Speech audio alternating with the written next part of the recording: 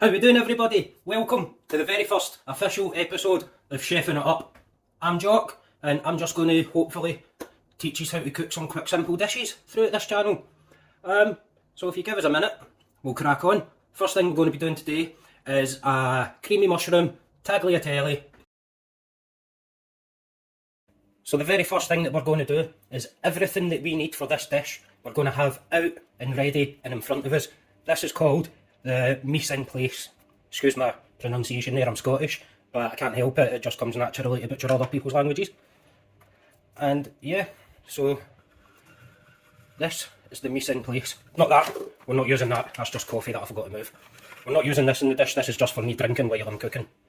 So yeah, everything that we need, get it out, and you'll find the job so much more efficient and easier and stuff like that.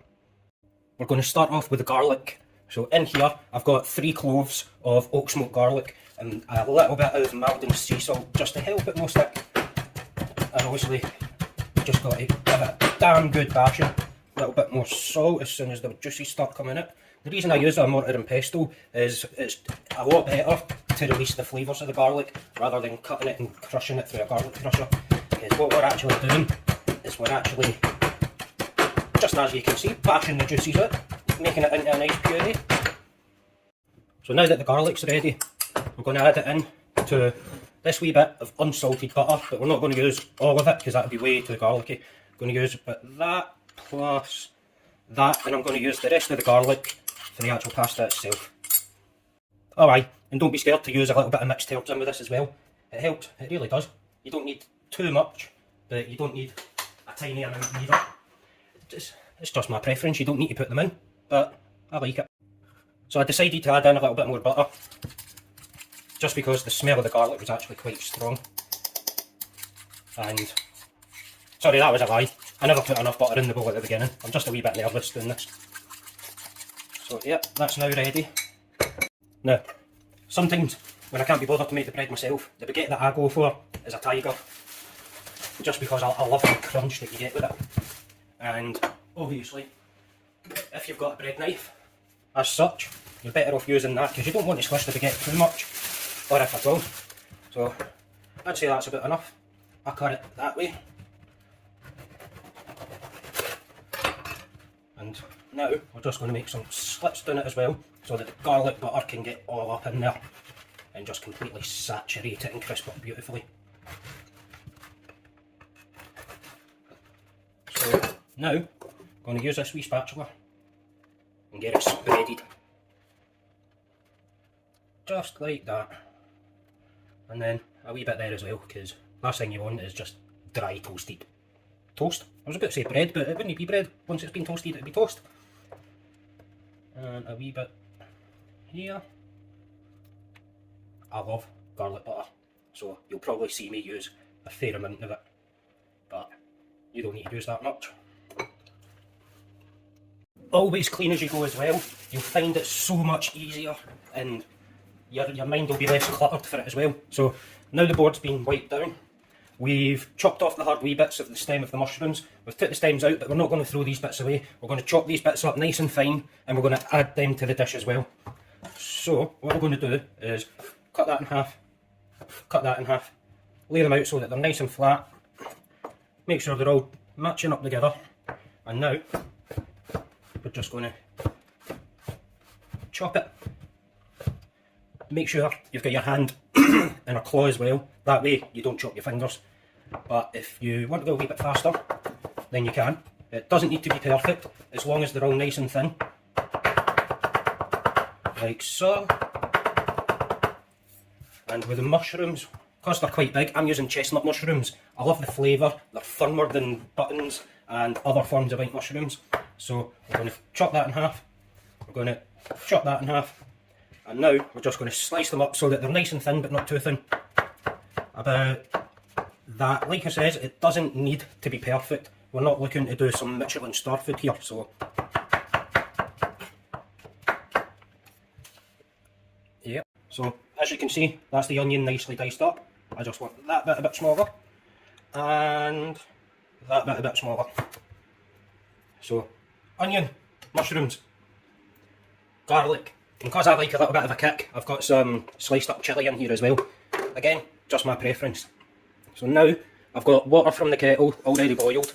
I'm going to heat up this pot for a wee second first, and then we're going to add the hot water into the hot pot, and then once that's on the rolling bubble, we're going to add in the dry pasta. Now it's time to add the water. I love that noise. You don't need too much water because I'm only using 3 nests. 3 nests is plenty for myself. So as I say, as soon as that's on a bubble, we're going to chuck it in, and it's not going to take that long to bubble. So as it's nearly bubbling properly, add in a nice wee bit of salt. Worst thing you want is bland pasta. So as soon as this goes in, and then that starts bubbling again, we turn it down so it stays on the rolling simmer. I've already got this pan heating up for the mushrooms. This is a beautiful non-stick, only £14 from Amazon. I was quite surprised by that. Really good non-stick. That means that I can use a wee bit less oil in my food. So the only oil we're going to need is about that.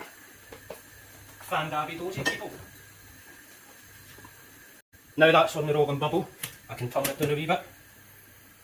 Squash that in, separate it as much as you can without breaking it, obviously. And now that's going to take approximately 79 minutes. Sorry, that'll be 729 minutes, not 79 minutes, in case anybody misheard me. I'm just going to keep it in there for 7 minutes, take it out, drain most of the water out of it. I'm going to keep a couple of tablespoons back for the sauce. Makes a world of difference.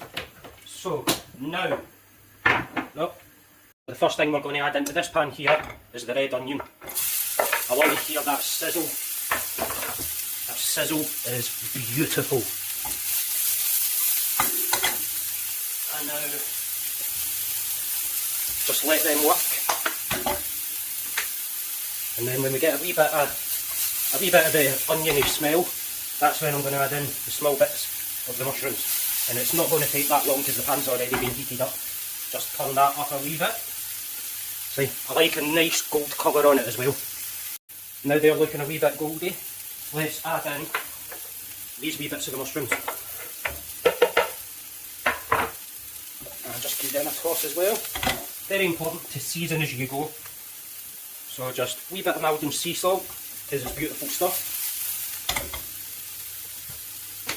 And when I add in the rest of the mushrooms, the last wee bit of garlic butter I'm going to add as well, because I don't like wasting anything.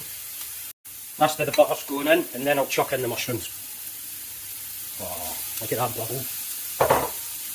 Just give that a wee toss.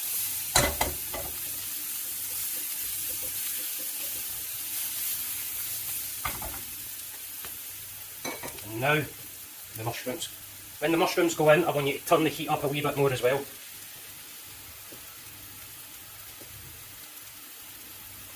And again, I want you to season.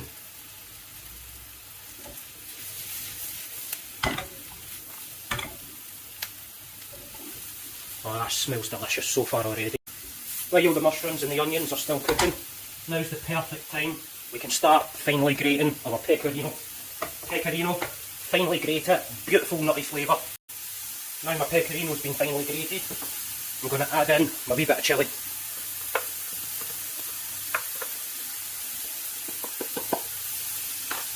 And then we'll just give that a wee toss as well. Going to let that cook through for a couple more minutes yet, and then we'll be ready to add in the cream and then the pasta. Now it's time to nearly add the cream. We're going to turn it down a wee bit. Just get a few extra tosses than what it needs just to help cool it down a bit, because you don't want the pan too hot when you add the cream. Just for a couple of reasons. It'll spit everywhere and there's a possibility that it might split. Split. So, only need that much cream. Give that a wee mix. I need to tighten the handle on that. Brand new as well. Feels like it's nearly coming off. And now a wee bit more. Perfect. That's the perfect amount that we want.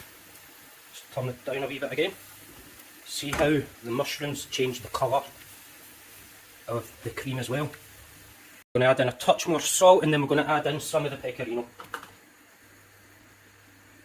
And I forgot to put some of the pecorino on the garlic bread, so it's just going to be normal garlic bread, people. That's ready to turn off now. Just mix that in nicely. And then once that's melted through properly, we'll add the pasta. Now it's melted through, time to add the pasta. So I'm not going to drain it, I'm just going to take the pasta straight for the bowl, the pot, add it in with a little bit of the water that's still coming with it, because it really does help with the flavour of the sauce. Make sure you get all of that pasta out so we're not wasting any of it. And then just another wee bit of sauce, added flavour. And now we're going to just give that a toss around and let it cook for a further minute or two. And while that's getting ready, you can clear up, get your bowl out and take your garlic bread out the oven as well.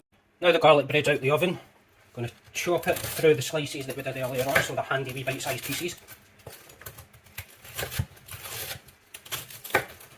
Some of you might want to be careful because it's fresh out the oven and you might find it a wee bit hot.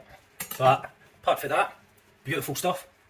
This is just about ready. It's got seconds left. At the very end, add in some ground black pepper. Not a lot, but just enough. And that mushroom that fell out, we'll eat that off camera because it fell on the cooker. We're not going to add it into the bowl. It's a clean cooker, but I'm just going to eat it. Now it's time to plate up. So I'm going to get the tongs, give that a nice wee twist, and we're going to do the same again. A nice wee twist, and we're just going to keep doing that till it builds up to a nice wee pile. And then I'm going to get the spatula back, scrape all of this beautiful sauce down, because let's no waste. And we're just going to add that on top. It'll fall down beautifully.